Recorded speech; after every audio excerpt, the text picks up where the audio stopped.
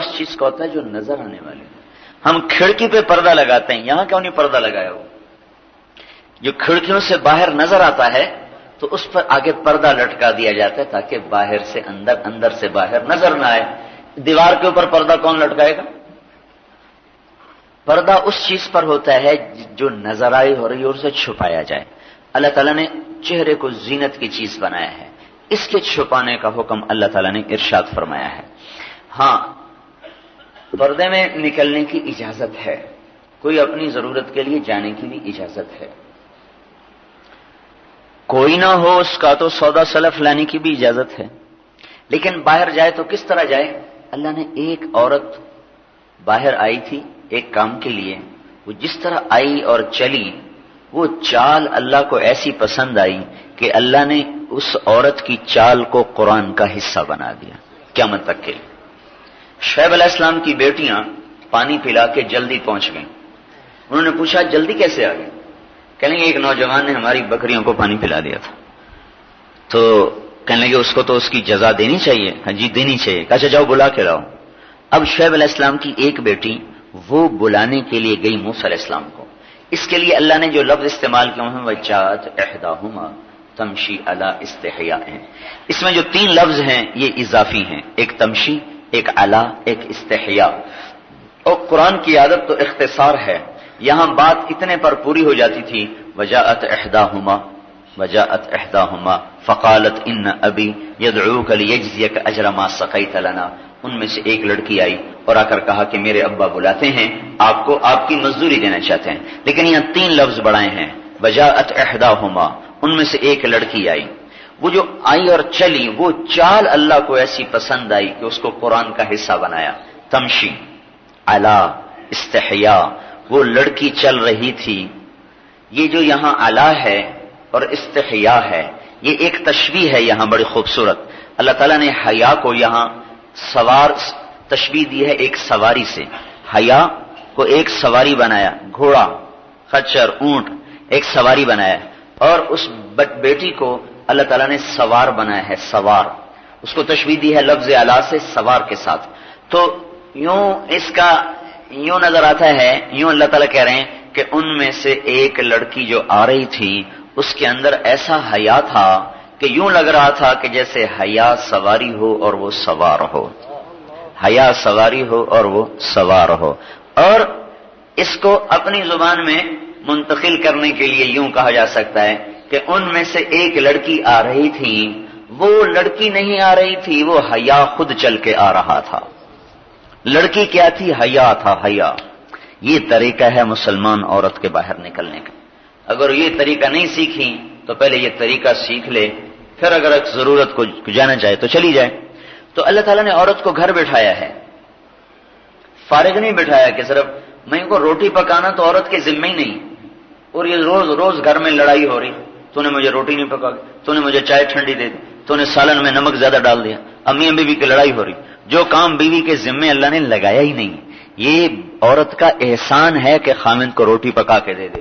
عورت مرد کے حقوق میں یہ شامل نہیں ہے کہ بیوی اس کے لیے روٹی پکائے, اس کے کپڑے دھوئے.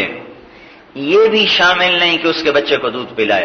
اگر بیوی کہے کہ اپنے بچے کو دودھ پلانے کا انتظام کر کسی دایا کا, میں نہیں پلا سکتی, تو وہ عورت نافرمان نہیں کہلاتی. مرد کے ذمے ہے دایا کا انتظام کرے, دودھ پلانے والی کا انتظام کرے. وعلی المولود لہ. اچھا ایک اور بات بتاؤں, چونکہ اسلام سے پہلے عورت کو بہت ذلیل سمجھا جاتا تھا, جانور کا درجہ تھا. تو اللہ تعالیٰ نے اسلام میں آ کر پہلے عورت کو ایک مقام بخشا. کچھ عورت کے حقوق ہیں, کچھ مرد کے حقوق ہیں. یقیناً مرد کا درجہ عورت سے زیادہ ہے. الرجال قوامون علی النساء, مردوں کا درجہ عورتوں سے زیادہ ہے. نبی مردوں میں آئے, عورتوں میں نہیں آئے. البتہ نبیوں نے عورتوں کی گود میں پرورش پائی, یہ عورتوں کا اعزاز ہے. حقوق کی جب بات چلی تو اگرچہ مرد کا حق زیادہ ہے, لیکن چونکہ عورت کا بہت زیادہ برا حال تھا تو اللہ تعالیٰ نے عورت کے حق کو پہلے ذکر کیا, مرد کے حق کو بعد میں ذکر کیا. کیا فرمایا؟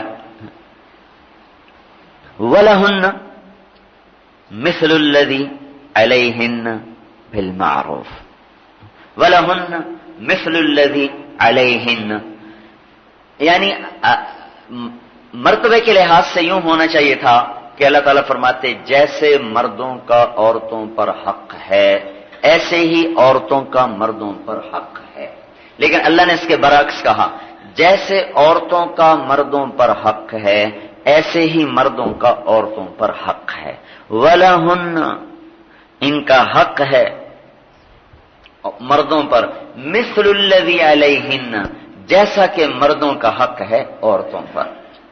عورت کے حق کو اصل بنایا اور مرد کے حق کو اس پہ قیاس کیا۔ وَلَهُنَّ، ان عورتوں کا حق ہے مردوں پر، مثل الذی علیہن، جیسے کہ مردوں کا حق ہے عورتوں پر۔ عورت کے حق کو بنیاد بنا کر پھر مرد کے حق کو سمجھایا۔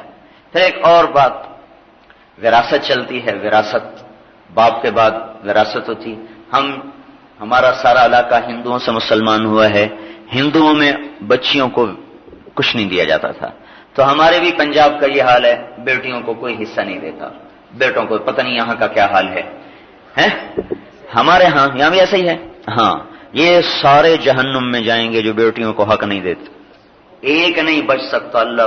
میں اللہ پہ قسم نہیں کھا سکتا چونکہ اللہ کی رحمت بڑی وسیع ہے، لیکن اللہ کا قانون ہے جو اس طرح اپنی بچیوں کا حق مار کے اپنے بیٹوں کو دے دے گا اسے تبلیغ کے چلے اور سال بھی اللہ کی پکڑ سے نہیں بچا سکتا۔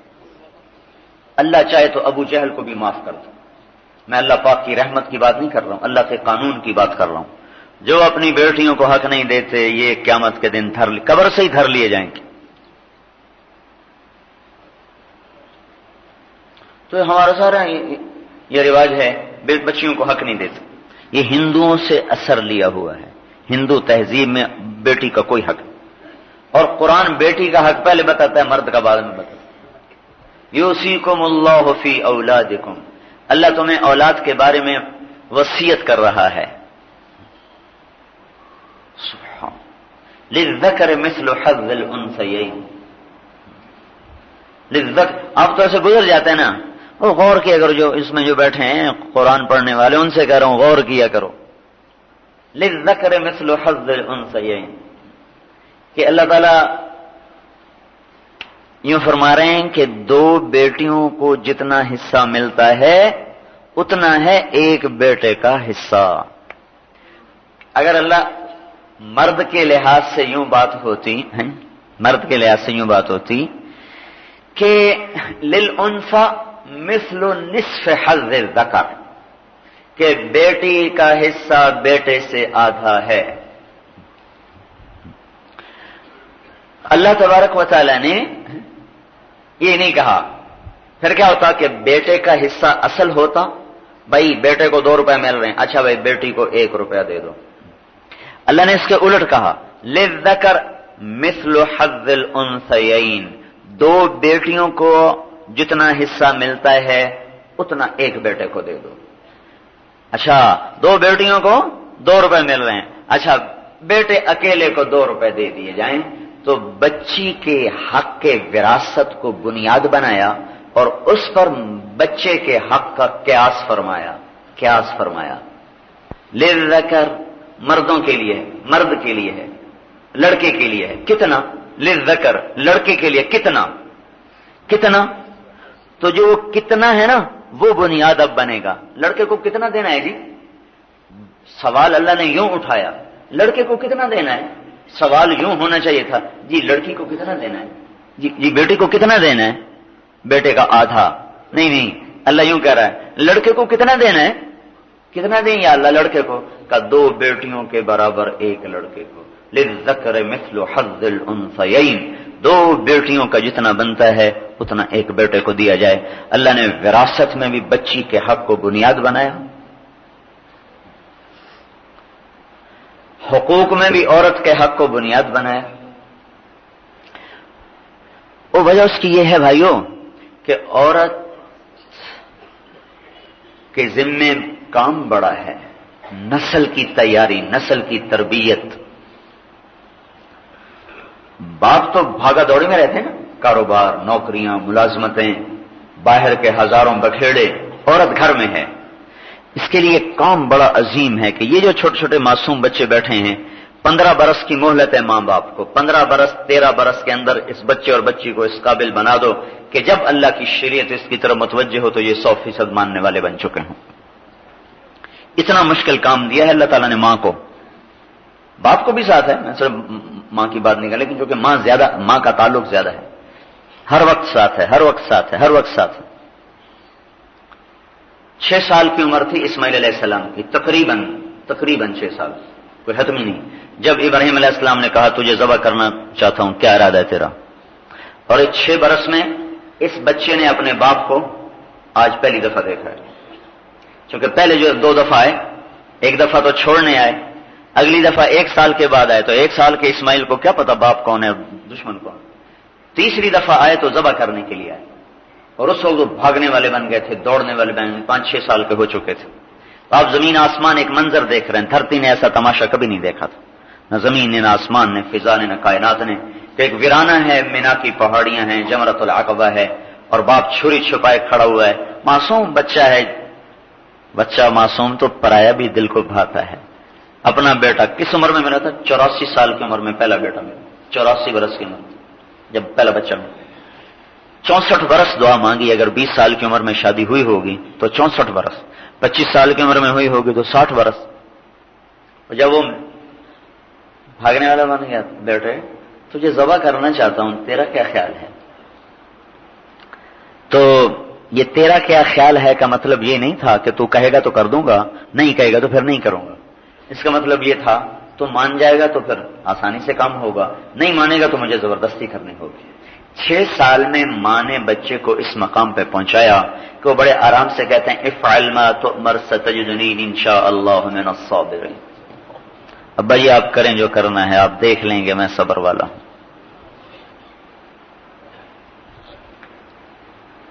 یہ ماں کی تربیت ہے.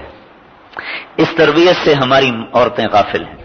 بس ان کے کپڑے، ان کی چیزیں، جیسے مائیں کہتی ہیں میں نے اپنی بچی کا سب کچھ بنا دیا ہے، زیور، کپڑا، جہیز، اب بس مجھے اس کی شادی کرنی، سب کچھ بنا دیا، سب کچھ بنا دیا.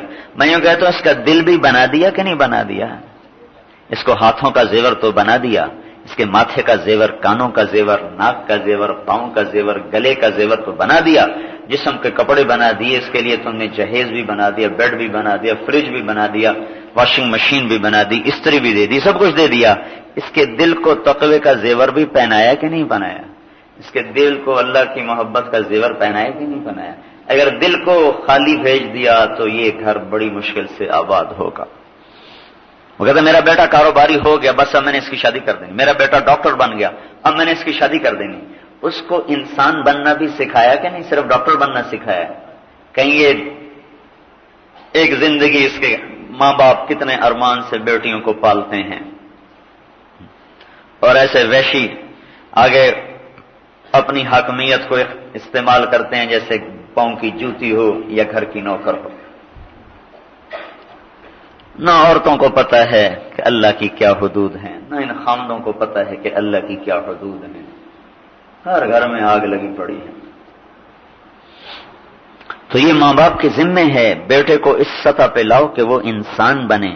ایک زندگی کو لے کے چلنا ہے تو اس کی رعایت سیکھے. بیٹی کو اس سطح پہ لاؤ کہ وہ صبر اور تقوی سیکھ کے جائے. پرائے گھر جانا ہے پتہ نہیں کیسا ملے، فقر ملے، غنا ملے، خامد اخلاق والا ملے، بد اخلاق ملے، غصے والا ملے، نرم مزاج والا ملے، جیسا بھی ملے صبر کر کے ہونٹ سی لے، آہ نہ کر لبوں کو سی. اپنے لب سی کے زندگی گزار لے تو زندگی نہ بن جائے گی. لیکن اگر یہ اخلاق نہ لڑکے نے سیکھے، نہ لڑکی نے کو سکھائے گا، نہ لڑکے کو سکھائے گا، تو وہی پھٹ پھٹائیا. 6 برس کا بچہ اب باپ کو، خلیل اللہ کو 6 برس کا بچہ نصیحت کر رہا ہے میرے ہاتھ پاؤں باندھ دیں تاکہ میرے ہاتھ پاؤں کی حرکت سے کوئی آپ کو تکلیف نہ پہنچے. آپ اپنی آنکھوں پہ پٹی باندھ لیں کہیں آپ کا ہاتھ نہ ڈول جائے. بیٹے پہ چھری چلانی کوئی آسان کام نہیں ہے. اب مجھے الٹا لیٹائیں، نیچے سے چھری چلائیں کہیں نظر نہ پڑ جائے اور حکم نہ ٹوٹ جائے. یہ 6 برس کا بچہ تو پٹیاں ہاتھ باندھے پاؤں باندھے زمین پہ لٹایا. جب چھری نکالی تو آسمان کے فرشتوں کے بھی سانس اٹک گئے. کائنات تھر تھرا گئی. یہ کیا ہونے لگا ہے, یہ کیا ہونے لگا ہے. اللہ اکبر. اور نکالی چھری اور معصوم 6 برس کے بچے کی گردن تو ہمیشہ نرم ہوتی, 60 برس ہو چاہے 6 برس. چلائی ہے چھری. ایک دفعہ تو کائنات پہ سخت طاری ہوگی کہ یہ اللہ کیا امتحان لے رہا ہوں. اور اللہ نے بھی یہی دیکھنا تھا بھائی کہاں تک میری محبت. جب چھری نے چھوا ہے گردن کو تو اللہ کی تقدیر درمیان میں آ گئی, نہیں کاٹ سکتی ہو. کئی تفسیروں میں لکھا ہوا ہے کہ یہاں ایک لوہے کا تانبے کا ٹکڑا آ گیا. یہ سب کچی باتیں ہیں, کچھ بھی نہیں آیا. گردن نرم گوشت رہا, لوہا سخت لوہا رہا. اس کی نرمی میں کمی نہ تھی, لوہے کی سختی میں کمی نہ تھی. ارادہ اللہ کا غالب آیا کہ نہیں کاٹ سکتے. چھری خلیل اللہ کے ہاتھ میں ہو یا فرعون کے ہاتھ میں ہو, جب اللہ بچاتا ہے تو فرعون کی چھری موسیٰ کو نہیں کاٹ سکتی, خلیل اللہ کی چھری اسماعیل کو نہیں کاٹ سکتی. کہ بچانے والے کی طاقت بڑی زبردست ہے. 1 دفعہ 2 دفعہ 3 دفعہ. کیا باپ بیٹے کا صبر و امتحان ہے. باپ کہتا یا اللہ نہیں چلی بس سب کر, ہو گیا امتحان. بیٹا کہتا ابا جی نہیں چلی اب چھوڑ میری جان. وہ بھی کہہ رہا ہے اپنا آخری زور دکھا, میرے کاٹنے کے لیے سستی نہ کر. اور وہ بھی لگے ہوئے ہیں کہ میں نے آخر اس کی گردن کو کاٹ کے ہی اٹھنا ہے. آخر اٹھے تو چل نہیں رہی کہ پتھر پہ تیز کیا اسے.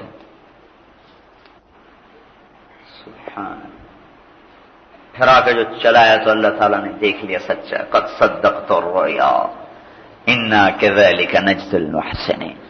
اسی وقت ایک پل کے بھی 1000ویں حصے میں اللہ تعالیٰ نے مینڈے کو جنت سے کھینچا جبریل کے ہاتھ, اور اسماعیل کو نکال لیا اور مینڈے کو ڈال دیا اور چھری چل گئی.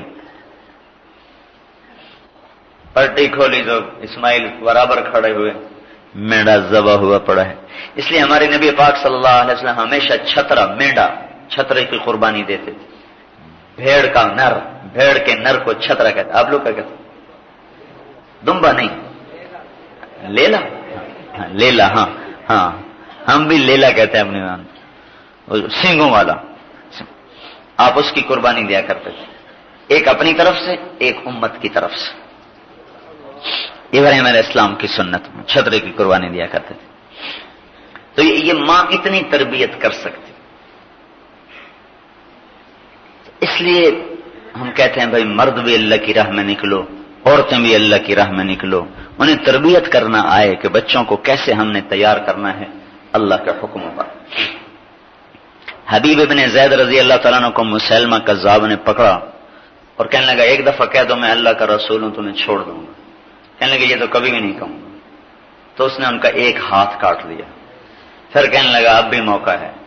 ان کا نہیں کہوں گا. انہوں نے دوسرا ہاتھ کاٹ دیا, پھر ایک پاؤں کاٹ دیا, پھر دوسرا پاؤں کاٹ دیا, پھر اس کے بعد آنکھیں نکال دی, کان کاٹ دیے.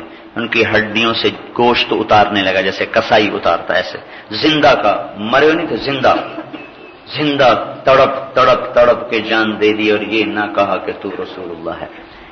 یہ دردناک خبر, یہ دردناک موت جب پہنچی ماں کو خبر کہ تیرے حبیب کے ساتھ یہ ہو گیا, تو آگے ام عمارہ ان کی ماں تھی, انہوں نے ارشاد فرمایا لہذا الیوم ارضعتہ, یہی دن دیکھنے کے لیے میں نے اس کو دودھ پلایا تھا کہ وہ اللہ کے نام پہ گوٹی گوٹی ہو جائے. یہ تربیت ہے ماؤں کی. عبداللہ بن زبیر کا حجاج نے محاصرہ کر لیا, صلح کی پیشکش کر دی. 18 آدمی کل ساتھ رہ گئے, اس میں بھی آخر میں کل 4 آدمی رہ گئے ساتھ. تو اپنی ماں سے پوچھنے حضرت اسماء ابو بکر کی بیٹی عائشہ رضی اللہ عنہا کی بہن کہ اماں صلح کی پیشکش ہو رہی, کیا کہہ رہے؟ صلح کی, دشمن کہہ رہے صلح کر لو جان بچ جائے گی. تو حضرت اسماء نے فرمایا اگر تو دنیا کے لیے لڑا ہے تو تو انہوں نے تو بہت سخت لفظ کہا. وہ ماں تھی، وہ بیٹے تھے، دونوں ہی صحابی. میں وہ لفظ منتقل نہیں کر سکتا، لیکن میں اس کا قریب قریب آسان ہلکا لفظ کہتا ہوں کہ اگر تو دنیا کے لیے لڑا ہے تو پھر افسوس ہے تیری اس ساری محنت پر، اور اگر تو آخرت کے لیے لڑا ہے تو پھر تیرا مرنا اور جینا میرے لیے برابر ہے. تو اپنی جان بچانے کے لیے باطل کے سامنے گھٹنے نہ ٹیک. کہنے لگے مجھے بھی تجھ سے یہی توقع تھی کہ تو یہی جواب دے گی. ان فی الموت لراحۃ، موت میں بڑی راحت ہے. پھر کہنے لگے آپ گلے تو مل لیں. تو ماں سے آخری معانقہ کیا تو انہوں نے کرتے کے نیچے لوہے کی زرہ پہنی ہوئی تھی، تو انہوں نے جب سینے سے لگایا تو وہ لوہے کا محسوس ہوا. تو کہنے لگے یہ کیا پہنا ہوا ہے؟ کہنے لگے یہ زرہ ہے. کہ کیوں؟ کہ مجھے ڈر ہے کہ میں جب قتل ہو جاؤں گا تو میری لاش کے ٹکڑے کریں گے. تو حضرت اسماء نے فرمایا ایک جملہ جو پھر عربی ادب کا بہت بڑا خوبصورت محاورہ بن گیا کہ الشاۃ المذبوحۃ لا یلمها السلخ. بیٹا جب بکری ذبح ہو جاتی ہے تو پھر اس کے بعد کھال کے کھینچنے کا اسے درد نہیں ہوتا، ٹکڑے ہونے کا پھر اسے کوئی درد نہیں ہوتا. مرنے والے لوہے کا سہارا نہیں لیا کرتے. یہ زرہ اتار دے میرے سامنے. مائیں مرنے کے لیے بچوں کو بھیج رہی ہیں.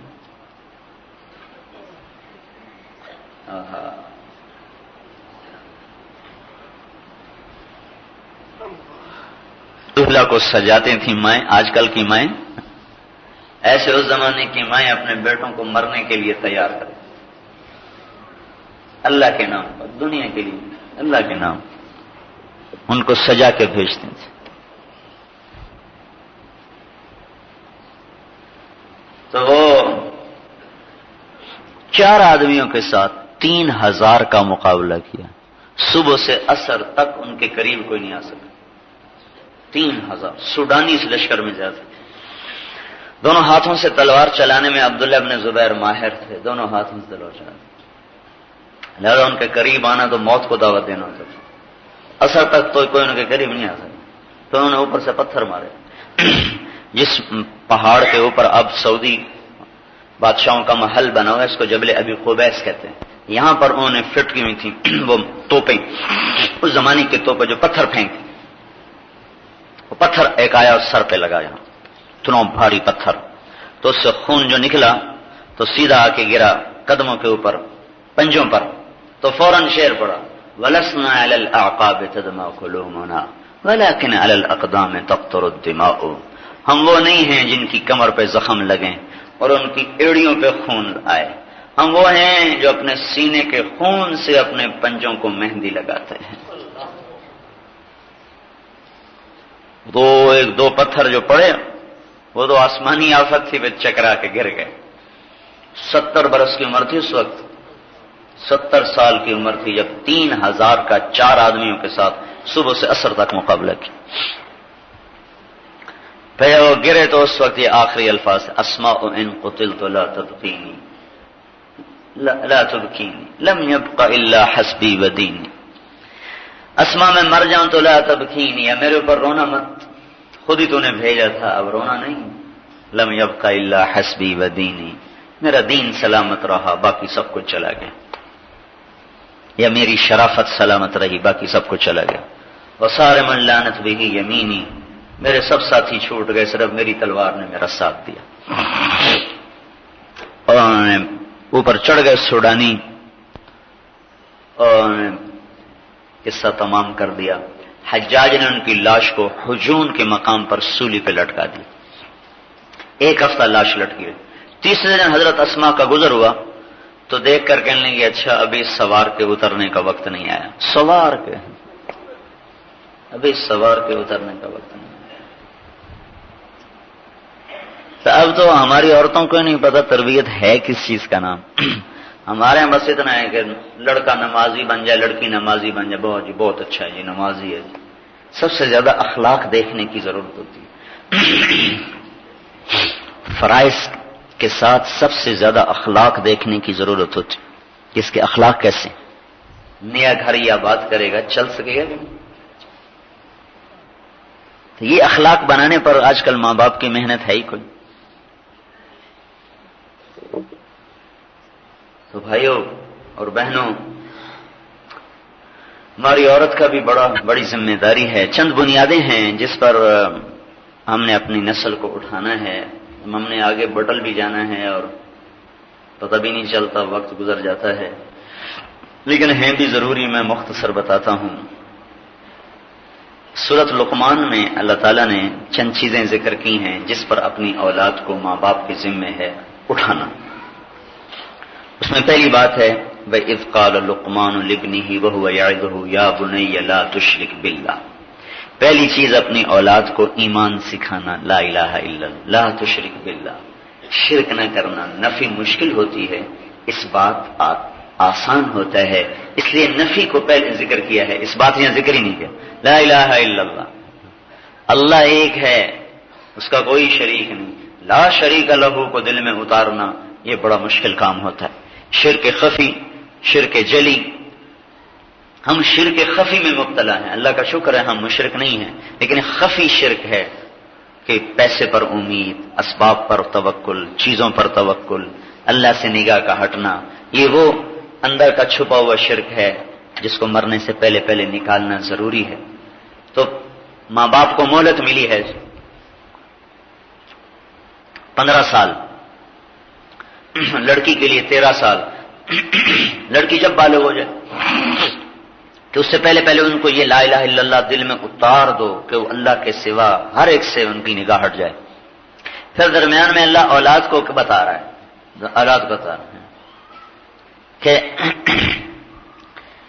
کہ ماں باپ کی اطاعت اور ماں باپ سے حسن سلوک یہ اولاد کے ذمے ہیں، کہ اولاد ماں باپ کے سامنے غلام بن کے چلے، ان کے ظلم کو بھی برداشت کرے، ان کے سامنے اف نہ کرے.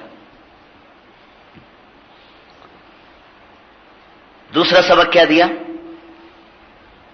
یا بنی انہا ان تک مثقال حبۃ من خردل فتکن فی صخرۃ او فی السماوات او فی الارض یات بها اللہ ان اللہ لطیف خبیر.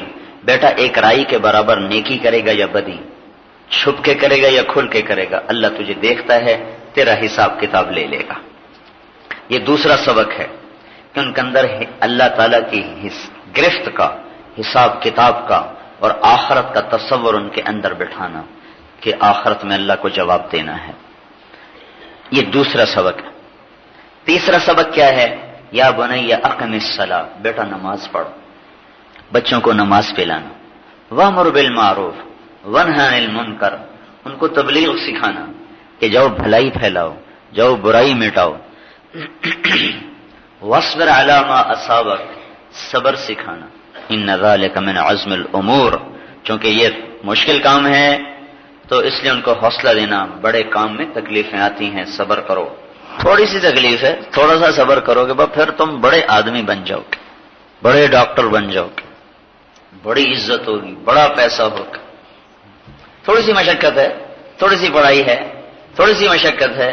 فإن ذلك من عزم الامور، پھر ڈاکٹر بنو گے تو بہت بڑی بات بن جائے گی. ہے ماں باپ کیسے غلط سبق پڑھاتے ہیں.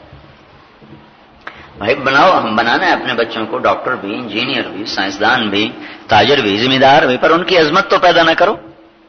عظمت اس کی پیدا کرو. ان ذلک من عزم الامور. ہمارے ایک دوست ہیں جرمنی میں رہتے ہیں، شمس الرحمان، ان کی بیوی یونانی ہے، نو مسلم، انہی کے ہاتھ مسلمان ہوئی پھر ان سے ہی شادی ہو گئی.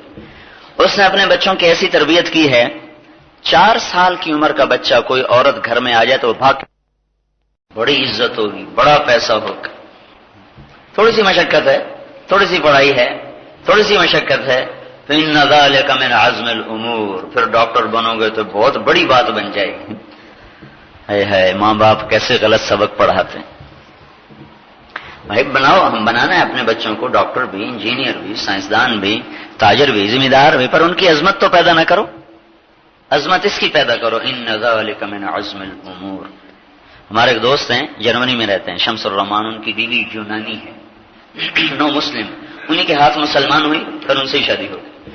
اس نے اپنے بچوں کی ایسی تربیت کی ہے، 4 سال کی عمر کا بچہ کوئی عورت گھر میں آ جائے تو وہ بھاگ کے کمرے میں چھپ جاتا ہے، عورت آگے مجھے پردہ کرنا ہے. اور ان کے بچے شرارت کریں تو ان کی ماں کہتی ہے اگر تم باز نہیں آؤ گے میں تمہیں ڈاکٹر بنا دوں گی. تو وہ رونے لگ جاتے ہیں کہ نہیں ہمیں عالم بنانا، ہمیں ڈاکٹر نہ بنانا، میں تمہیں انجینئر بنا دوں گی اگر تم نے پھر شرارت کی. تو وہ آگے منتیں کرتے نہیں نہیں اماں ہمیں انجینئر نہ بناؤ، ہمیں عالم بناؤ۔ ایک غیر مسلم عورت اسلام لا کر اپنے بچوں کو اس سطح پر پہنچاتی۔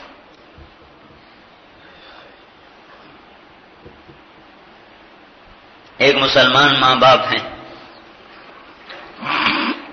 یہ ان ذالک من عزم الامور، یہ عظمت کی طرف اشارہ ہے، بہت بڑی بات ہے دعوت دینا، بھلائی پھیلانا، برائی مٹانا، نماز پڑھنا، صبر کرنا، اس پر یہ بہت اونچی بات ہے۔ یہ ہے ان کے دلوں میں عظمت بٹھانا تبلیغ۔ ہمارے ایک ساتھی مولوی ہلال، ہم کٹھے رائمنڈ میں پڑھے، وہ بنگلہ دیش میں ان کے والد تھے، اصل تو یو پی کے تھے۔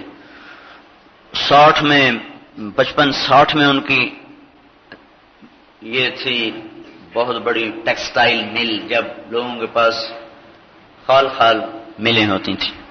وہ کہنے لگے ایک دفعہ مجھ سے 20,000 روپے کھو گئے میری اپنی غلطی کی وجہ سے۔ سن 64-65 میں 20,000 روپے بتا رہے ہیں۔ کہنے کہ میرے ابا نے پوچھا ہی نہیں کہ کہاں گئے، کیسے ضائع ہو گئے، ایک دفعہ نہیں پوچھا کیسے ہوئے۔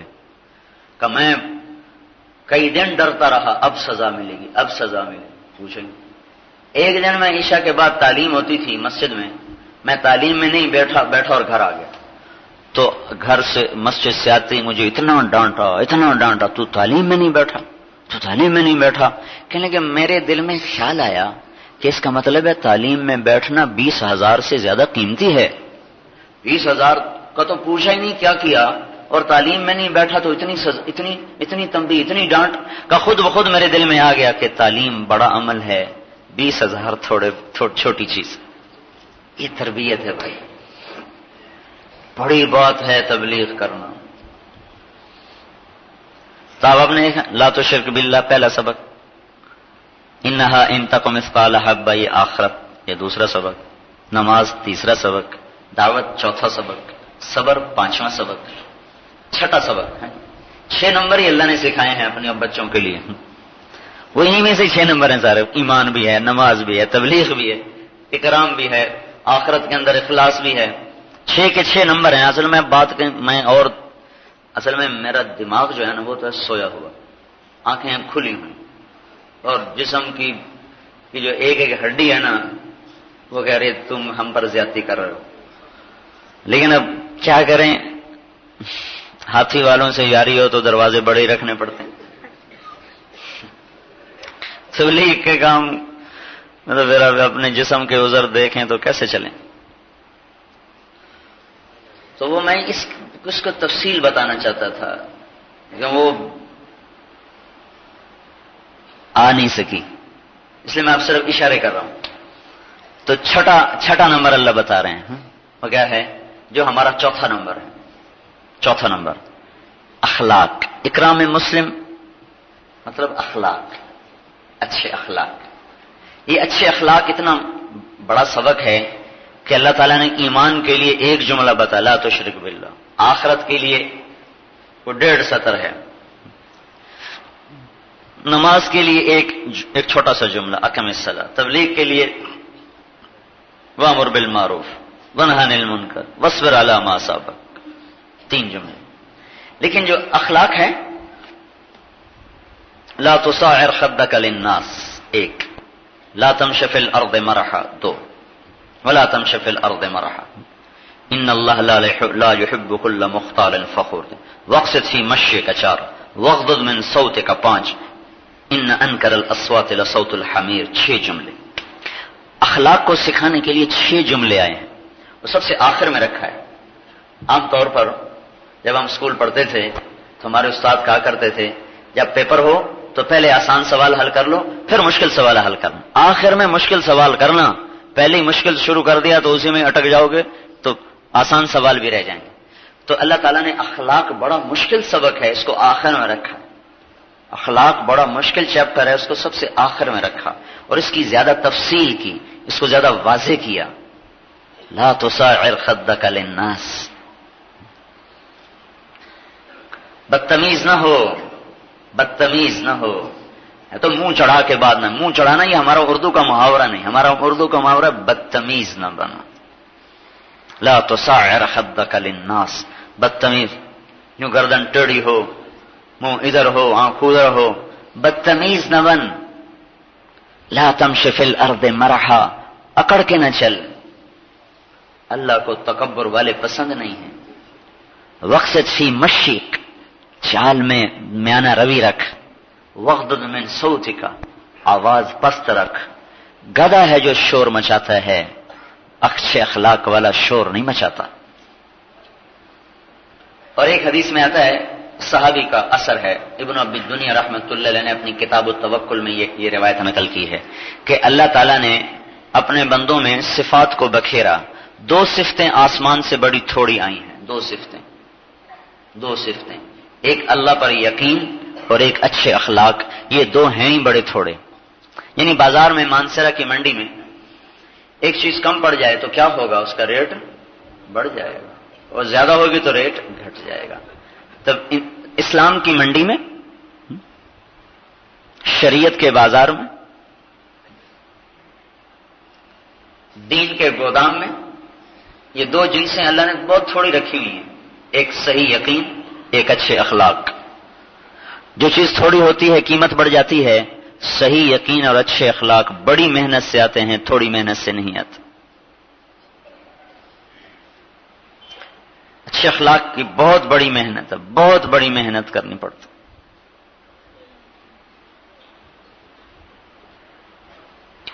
یقین کی الگ محنت ہے، اخلاق کی الگ محنت ہے، عبادات کی الگ محنت ہے۔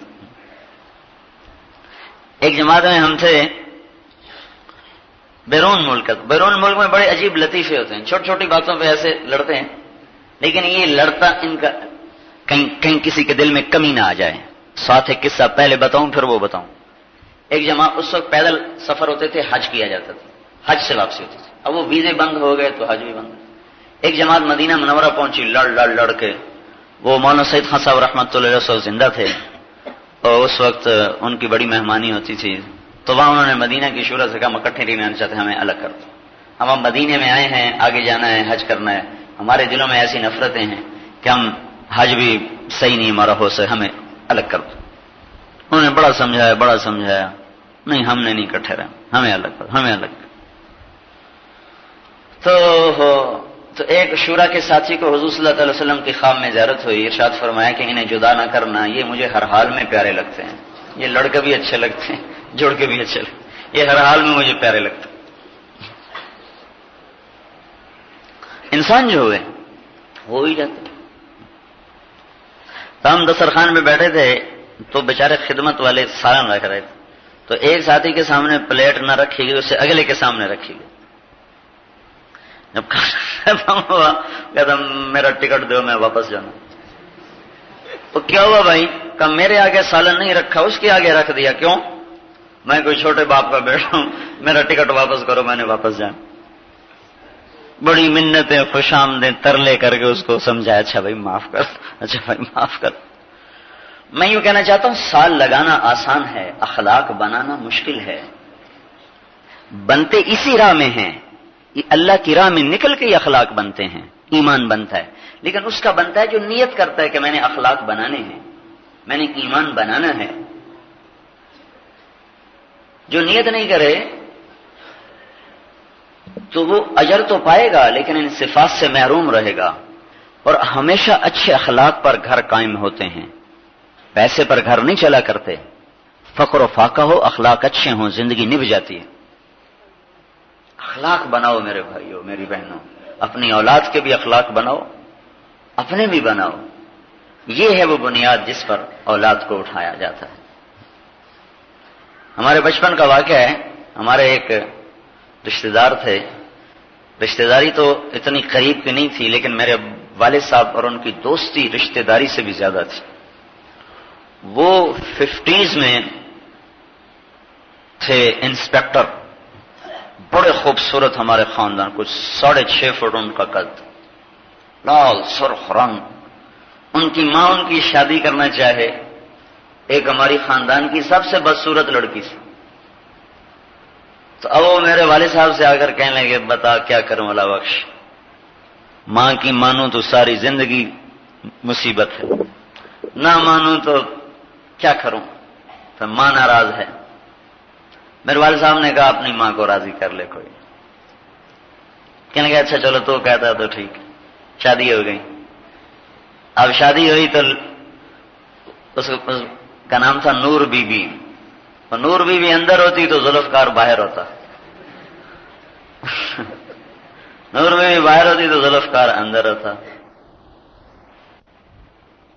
تو کوئی جوڑ ہی نہیں تھا، بالکل بے جوڑ۔ وہ اتنا بڑا افسر، پھر اتنا خوبصورت، وہ پڑھا لکھا، وہ ویسے بھی ان پڑھ، شکل بھی ایسی۔ اب اس نور بی بی نے کیا کیا،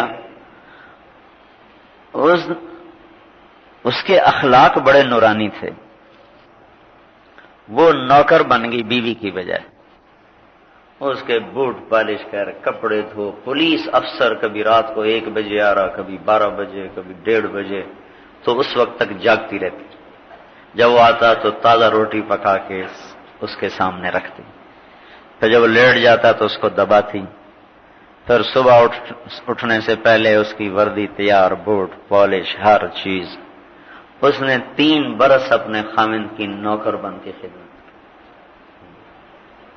پھر کیا ہوا، اخلاق کے حسن نے جسم کی بدصورتی کو چھپا دیا، اور وہ اپنی بیوی کا غلام بن گیا، غلام۔ تو اس کی وہ شادی تو مجھے یاد نہیں، ہمارے زیادہ بچپن میں ہوئی۔ پھر وہ نور بیوی کا انتقال ہو گیا، 3 بچے، تو ہم نے اس کو ایسے روتے دیکھا جیسے بچے پھوٹ پھوٹ کے روتے۔ پھر اس کی دوسری شادی ہوئی اپنی خاندان میں، بڑی خوبصورت لڑکی سے، پھر ساری زندگی وہ سر پہ ہاتھ رکھ کے رویا۔ نور بیوی کرتا ہی مر گیا۔ وہ زندگی حسن کے ساتھ نہیں گزرتی، زندگی اخلاق کے ساتھ گزرتی۔ تو اپنے بیٹے اور بیٹیوں کو اخلاق سکھاؤ اگر ان کو زندگی میں سکھ دینا ہے۔ پیسے اکٹھے کرنے کے فکر میں رہتے ہیں کہ یہ پرسکون زندگی گزار سکیں۔ اے بھائی، پیسے سے پرسکون زندگی نہیں گزرتی، اچھے اخلاق سے پرسکون زندگی گزرتی۔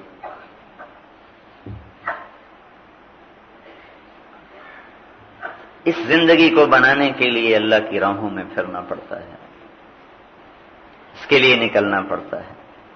تو مرد بھی نکلیں، عورتیں بھی نکلیں، اللہ بھی راضی، اس کا رسول بھی راضی ہو۔ اب بولو بھائی، مستورات اپنے نام پیش کریں۔ یہ میں نے مختصر آپ کو یہ 6 باتیں بتائی ہیں، یہ بڑی اہم ہیں، بڑی تفصیل طلب ہیں۔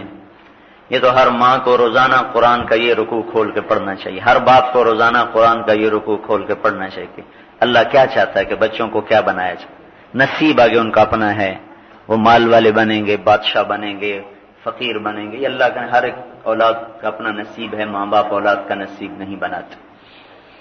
ابو شجاع ایک مچھلی پکڑنے والا ماہی گیر تھا، مچھلیاں پکڑ رہا تھا، اس کے 3 بیٹے بھی ساتھ۔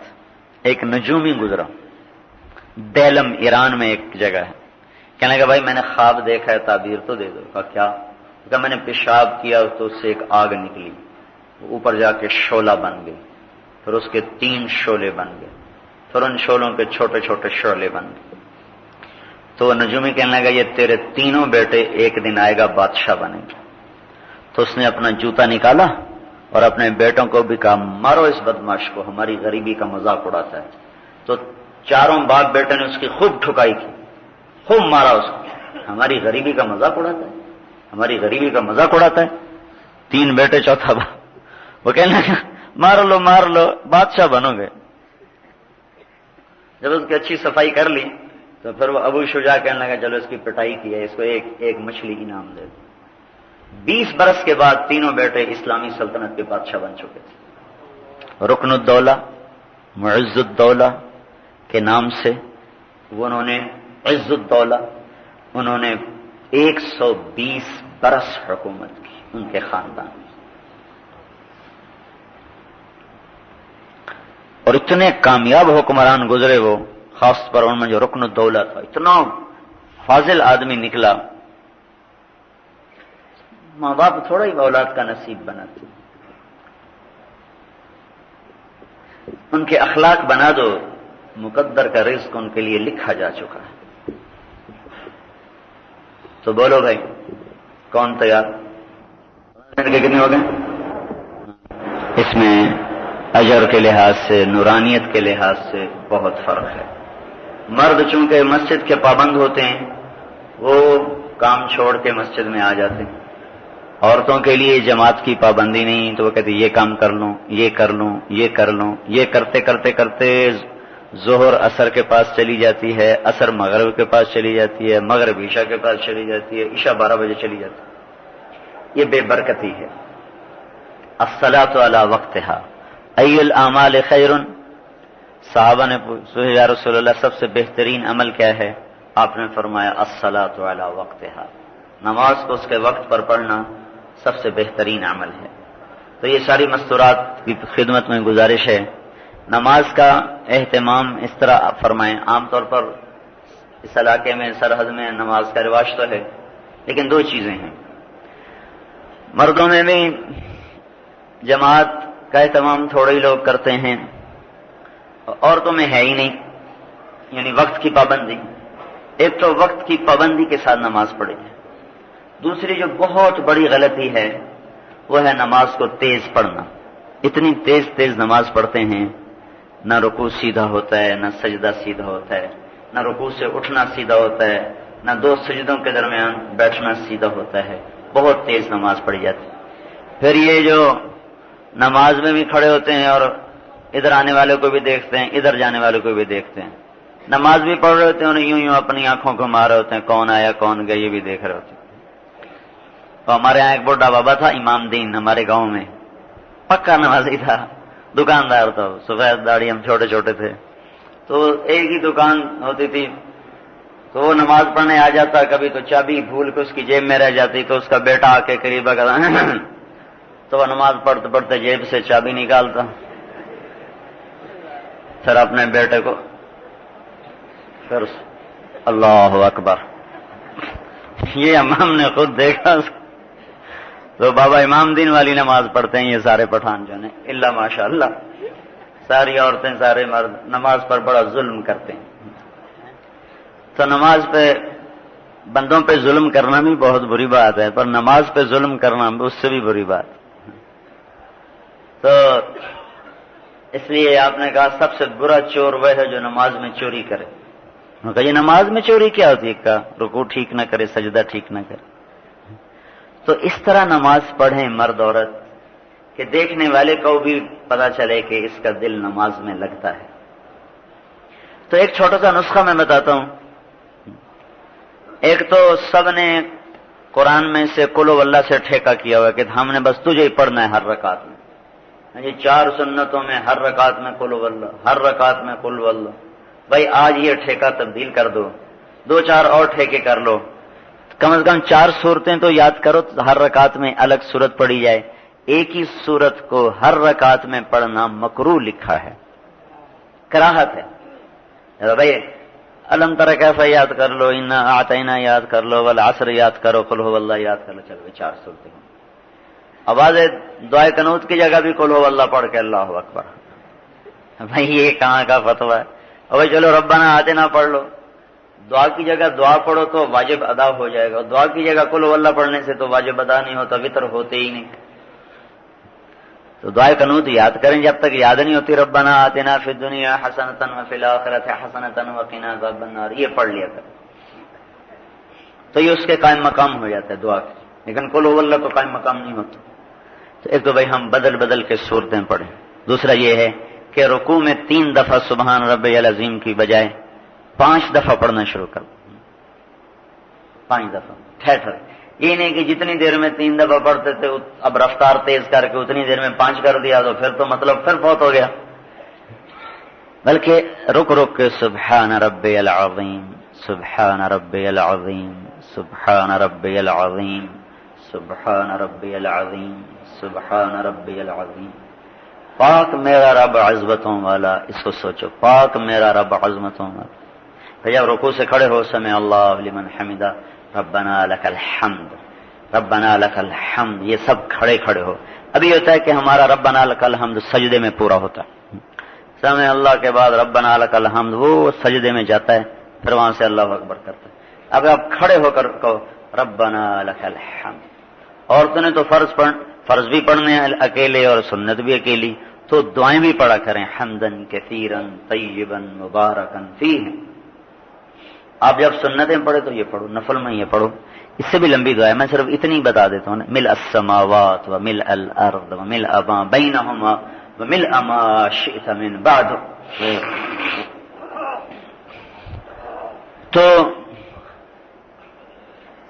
لك الحمد وكلنا لك العبد لا اللهم لا مانع لما اعطيت ولا معطي لما منعت ولا ينفع ذا الجد منك الجد، یہ پوری رکوع سے کھڑے ہونے کی دعا، اتنی لمبی دعا ہے۔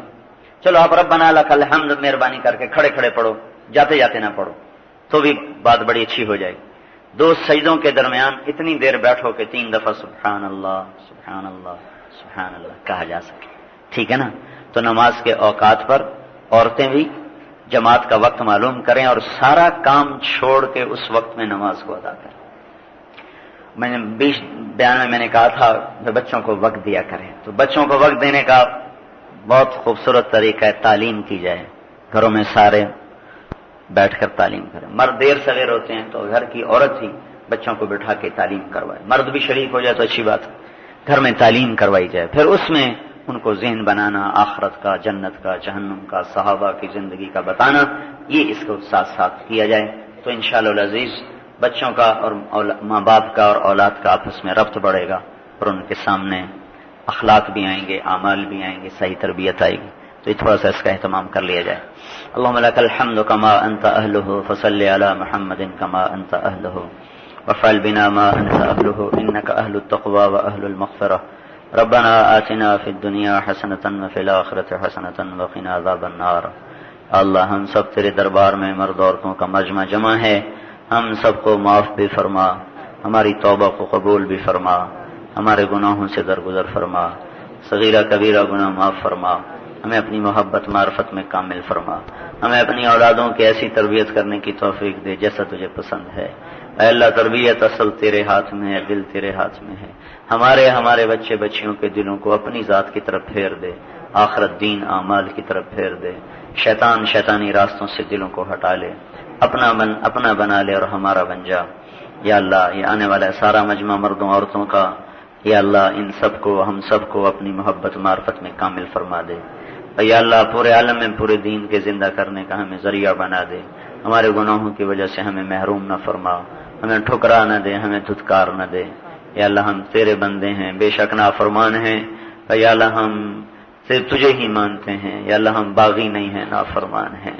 یا اللہ تو ہم پر کرم کا اور رحم کا معاملہ فرما، یا اللہ پوری امت پر آئے ہوئے عذاب مصیبتیں ٹال دے۔ یا اللہ یا اللہ یا اللہ پوری امت کے دکھ دردوں کے لیے تو خود ہی یا اللہ مرہم بن جا، مداوا بن جا، تو ہی یا اللہ ان کے دکھوں کو تکلیفوں کو دنیا اور آخرت کی ساری پریشانیوں کو دور کر دے۔ یا اللہ یا اللہ پوری امت جہاں جہاں پریشان حال ہے، اور پوری امت پوری دنیا میں ہی پریشان حال ہے، یا اللہ تجھے سناتے ہیں، بار بار سناتے ہیں، تجھے خود ہی یا اللہ مانگنے میں آہوزاری پسند ہے، اصرار پسند ہے، الہا پسند ہے۔ دنیا کے بادشاہوں سے یا اللہ بار بار مانگیں وہ ناراض ہو جاتے ہیں، دروازے بند کر لیتے ہیں، ان کے پیچھے پڑیں وہ تنگ پڑ جاتے ہیں۔ تو ایک وہ اللہ ہے جس کے پیچھے پڑیں تو وہ خوش ہوتا ہے، بار بار مانگیں تو خوش ہوتا ہے، الہا کریں تو وہ خوش ہوتا ہے، اصرار کریں تو اور زیادہ خوش ہوتا ہے۔ اس لیے یا اللہ ہم تیری محبت کے پر یا اللہ مان کر کے، تیرے رحم پر یا اللہ بھروسہ کر کے تیرے آگے یا اللہ اپنی درخواست بار بار اصرار کے ساتھ پیش کرتے ہیں کہ میرے مولا اپنے محبوب کی امت کے دن پھیر دے۔ اللہ ہم اس وقت دین کے بھی فقیر ہیں، دنیا کے بھی فقیر ہیں۔ یا اللہ دنیا کا فقر تو نبھ جاتا ہے، موت مٹا دیتی ہے، یا اللہ دین کا فقر تو دنیا اور آخرت میں عذابوں میں گرفتار کر دیتا ہے۔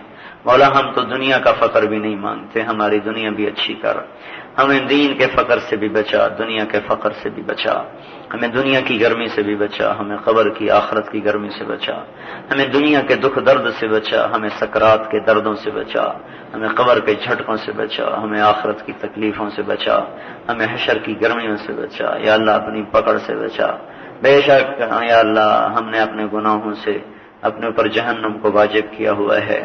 یا اللہ تیرا رحم و کرم، تیرا فضل و احسان ہمارے گناہوں سے بہت زیادہ ہے، بہت زیادہ ہے. یا اللہ تو جہنم کو کافروں سے بھر دے، پتھروں سے بھر دے. یا اللہ اپنے محبوب کی امت کو اس کی ہوا بھی نہ لگنے دے، اس کی ہوا بھی نہ لگنے دے. انہیں تو پل صراط سے پار لگا دے، پار لگا دے. ان ایمان والوں سے بنا جن کے لیے یسع نورہم بین ایدیہم و بایمانہم، جن کے آگے بھی نور ہوگا، پیچھے بھی نور ہوگا. ہمیں ان ایمان والوں سے بنا یا اللہ جو نور میں چلیں گے، نور میں اٹھیں گے، نور میں پل صراط پار کریں گے. یا اللہ ہمیں ظلمتوں سے بچا، اندھیروں سے بچا، ظلم سے بچا، وحشتوں سے بچا، قبر کی تنہائیوں سے بچا. یا اللہ تو قبر کو نورانی فرما، آخرت کو نورانی فرما، دنیا کی مصیبتوں سے نجات عطا فرما. یا اللہ ساری امت پر آئے ہوئے عذابوں کے در بند کر دے. یا اللہ بند کر دے.